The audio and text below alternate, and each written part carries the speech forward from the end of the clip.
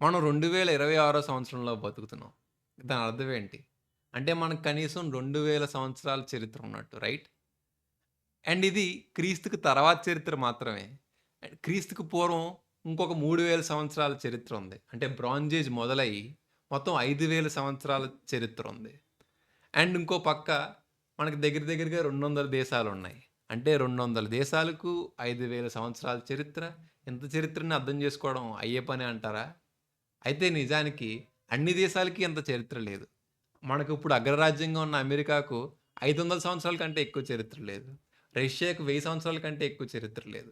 ఆఫ్రికాలో చాలా దేశాలకు 300, 400 సంవత్సరాల కంటే ఎక్కువ చరిత్ర లేదు. చరిత్ర ఎంతో లేదు. 5000 సంవత్సరాలు వెనక్కెళ్ళి చూస్తే నాగరికత 4 చోట్లే మొదలైంది. నైల్ నది ఒడ్డున ఈజిప్ట్‌లో, ఈక్విటస్ అండ్ టైగ్రస్ నది మధ్యన మెసొపొటేమియాలో, సింధు నదుల తీరాన ఇండియా, పాకిస్తాన్ బోర్డర్‌లో, ఎల్లో నది ఒడ్డున చైనాలో. ఈ 4 చోట్లే నాగరికత మొదలైంది. అక్కడి నుండి ప్రపంచం అంతా వ్యాప్తి చెందింది. అండ్ ఒక్కసారి మనం కుతూహలంతో ఈ ఈ ప్రయాణాన్ని, ఈ చరిత్రని అర్థం చేసుకుంటే, మనం ఎప్పటికీ మర్చిపోలేం. అయితే కుతూహలంతో నేర్చుకోవాలి. అండ్ ఒక్కసారి ఈ చరిత్ర అంతా అర్థమైతే, మన ప్రస్తుత ప్రపంచం మనకు వేరేలా కనపడతది. ప్రతి వస్తువులోని బోలెడంత ప్రయాణం కనపడతది.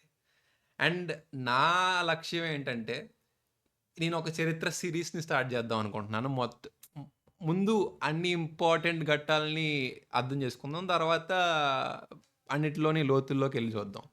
అయితే ఈ చరిత్రని అర్థం చేసుకొని ఒక కమ్యూనిటీని బిల్డ్ చేసామనుకో, అక్కడి నుంచి మనం ఇంకా ఇంకా మిగతా వాళ్ళకి కూడా చరిత్రని స్ప్రెడ్ చేయొచ్చు. అండ్ ఇది అందరూ నేర్చుకునేది ఇది దీనికి ఎక్స్‌పర్టీస్ అంటూ అక్కర్లేదు. అందరికీ ఈజీగా అర్థమయ్యే చరిత్ర. అండ్ ఇలాంటి ఒక కమ్యూనిటీని ఎస్టాబ్లిష్ చేయాలి. ఆ తర్వాత మనం ఎంత వ్యాప్తి చేయాలంటే ఈ చరిత్రను మన వాడుక భాషనే మార్చేసి అంత. సో, ఇది మన గోల్. అండ్ నా పేరు వినాయక్ టిల్లర్.